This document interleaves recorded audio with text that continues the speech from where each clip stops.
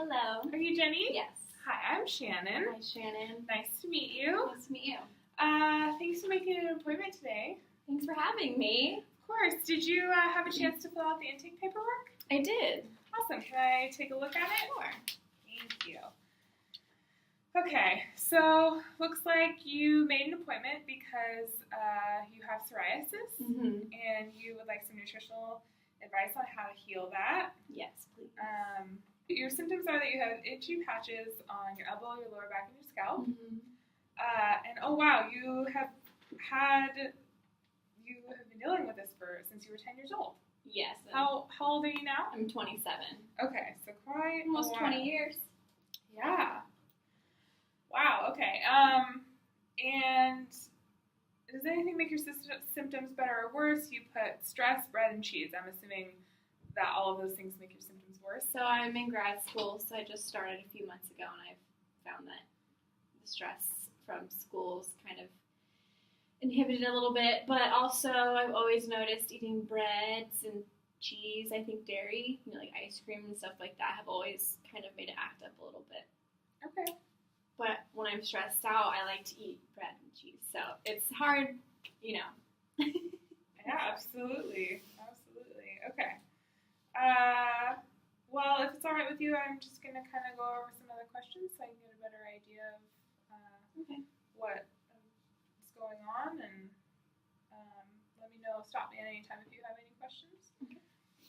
So we have psoriasis. Do you have, you said you want nutritional advice on how to heal. Do you have any kind of goal or hopeful outcomes for?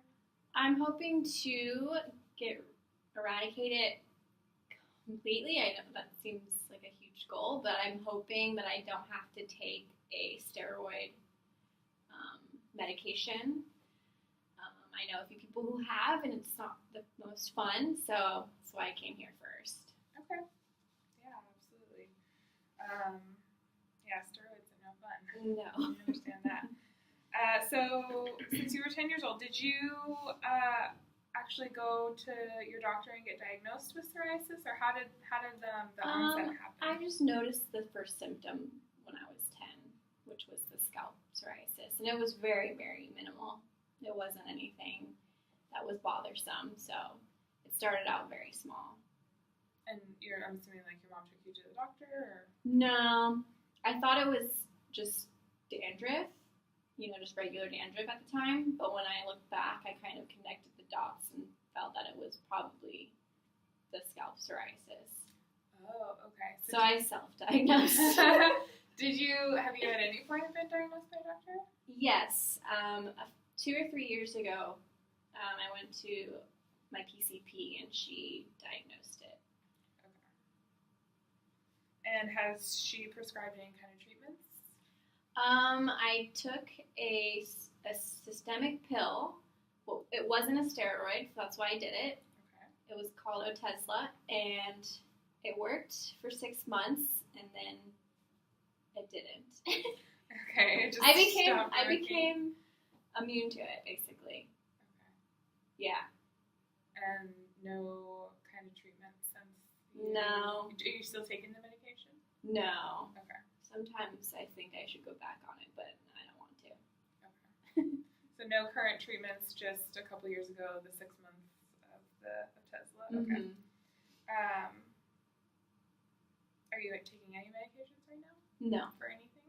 No. Not even birth control? No. Okay. Any supplements or vitamins? Yes. I'm taking wild primrose, right? I think that's called. And zinc, and 2,000 I use of vitamin D. But I don't know if those are the right things to take. I've just researched on the internet. Okay. So do you know how much zinc and I dosages? don't remember. Or the wild primrose? No, I don't remember. Are you taking all 3 of those daily? Mm-hmm.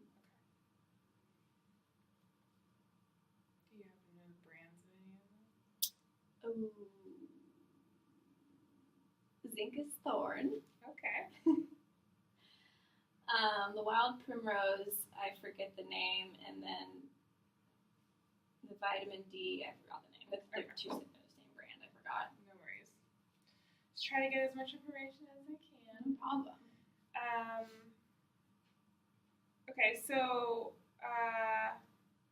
you've had the scalp psoriasis. You thought it was dandruff since you were about 10.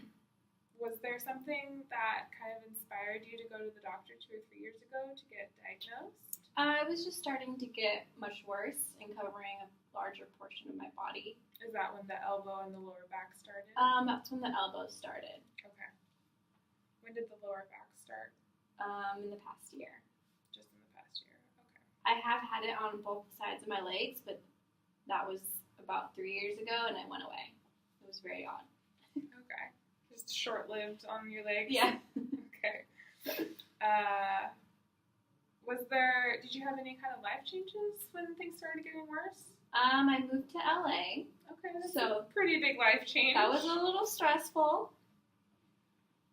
Okay. You've obviously moved back from LA, I'm assuming, since then. Yes. More important. Did you notice any kind of change in your symptoms when you moved back from LA? Initially, yes, they calmed down a lot. The first 6 months of moving back, I did really well. Okay. So it wasn't until, I think, with the thought of grad school and leading up to grad school is kind of. When did you start grad school? I started in September, so 4 months ago. Did things get worse when you started grad school? Oh, yeah. Okay. Is that kind of the catalyst that brought you here? I'd say so. Grad school and personal life, just stress, trying to handle a relationship and grad school at the same time is kind of a lot I've found. I haven't put the stress and psoriasis together yet until thinking about coming here and asking you and your opinion. Okay. You're in a relationship? I am. How long have you been in one? We've been dating for about 1 year. 1 year? Okay. Do you guys live together? Yes. How's that? Do you, It's been overall very good learning experience, but we moved in after knowing each other for 4 months, or not even 4 months. Okay. So it's all been very new, learning curve for a lot of things. So that coupled with school and what I'm eating, I just don't think I'm creating an optimal environment for my health. Okay. What's your partner's name? Kelly. Okay. Do you guys cook together? Do you eat together? We usually eat together, and we do cook together sometimes. We'll have phases. Okay. Do you have a kitchen in your home? We do. Okay. Are you happy with your kitchen? Yeah. Okay, that's good. Do you enjoy cooking? I do. Okay. But it's hard with school. Sure. Time constraints. Is there anything that you dislike? Any kind of foods that you dislike eating? I'm really not a picky eater. I like everything. My favorites, like I said, are bread and cheese. Bread and cheese, sure. Okay. And then on, let's say, a scale of 1 to 10, 10 being the most stressed out you've ever been, what would you say that your average kind of day-to-day stress is? I'd say during this week, during school, it's up to a 7. Okay. Is it a little more or less on the weekends? Less on the weekends. Okay. Probably like a 2. Okay. A lot less stressed on the weekends then. Is that because you're home? Is that because you're not doing as much work? Or it's because I'm home and I think I am able to go do an exercise class I like. So I try to do at least one every weekend. It's hard to kind of do them during the week. So do you exercise regularly during the week? Right now I'm not. I'm only doing it about once a week or every other weekend. I have, so yeah. Okay, well, why don't you tell me a little bit about what you eat? Maybe you can just tell me what you ate yesterday. Yeah. For breakfast, I had 3 chicken wings Okay. with buffalo sauce. Okay. Leftover from the Super Bowl. Oh. That's not my normal breakfast, Okay. but I tend to eat kind of random things, so I don't know. Then I had a breakfast smoothie. Okay. I had a cup of almond milk. I put a tablespoon of ground flax, and then about a tablespoon of chia seeds, and then I put in half an avocado and a half a banana, and then a fourth cup wild berries, Okay. frozen. And then for lunch, I had a little shrimp rice wrap that I get at school, and it has 4 small shrimp. It's kind of hard to explain. That's okay. Like a spring roll? Yeah. Okay. You got it. Yeah. Okay. And then with that, I had a 12-ounce, I think it's 12-ounce kombucha. Okay. Super berry flavored. The Brew Doctor? Yeah. I like that brand too. Yeah, one of my favorites. And then for dinner, I had coleslaw. I'd say it was about like 2 cups of coleslaw. Again, it was leftovers from the Super Bowl. And then I just put lentils on top of it. I probably put like a half cup of lentils. Okay. And just made like a coleslaw bowl. And then what did I drink? I had some tea. I had 2 cups, so I had like 16 ounces, I'd say. And then probably like 5 cups of water. Okay. Did you put any sweeteners in your tea? No. Okay. So, I was a little surprised to hear you didn't have any butter cheese yesterday. Not yesterday. Do you think, besides, with the exception of maybe your chicken wings for breakfast, do you think yesterday was a pretty typical eating day for you? Pretty typical. On the weekends, it changes. Okay. Because, at school, so I kind of just let loose diet-wise. But yesterday is pretty typical, besides the chicken wings on the weekdays. Okay. Okay. Well, I thank you for sharing your diet with me.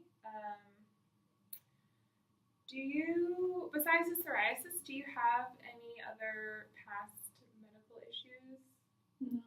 Just Oh, sorry, I just remembered. Yeah. I tried to give blood once, Okay. and I couldn't because I had low iron. Okay. Did you ever go to the doctor and follow up with that? No, but it was, what are the blood people? They told me because they Red take the Cross. prick. Red Cross, yeah. Yeah. But I never had that officially done labs on that Okay. at the doctor for my iron. It was just the one time that the Red Cross turned you away. Mm-hmm. Okay. Any injuries or history of constipation or diarrhea? When I was growing up, well, especially in high school and probably early 20s, I had a lot of tendinitis Okay. in my shoulders and knees. Do you know why? Were you an athlete? I was. Okay. What did you do? I did basketball and volleyball. Are those things that you still do, or were they only in high school? Only in high school. Okay. No problems with tendinitis since? No, not anymore. And when I do exercise, it doesn't bother me at all anymore.